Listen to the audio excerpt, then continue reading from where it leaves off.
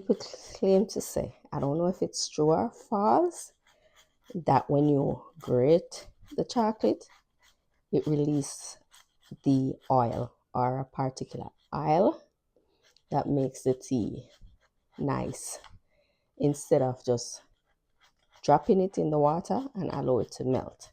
I don't know if it's lie, I don't know if it's true. The same thing they say about coconut. But we young people now, we're lazy, I guess. So you know, I get we sit down and do this all day. So we always find a easier way.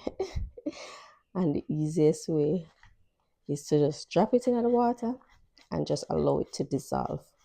But I do have a video of doing it that way.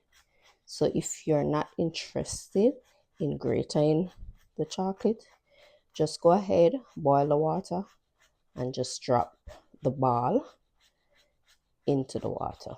And that works fine enough to me.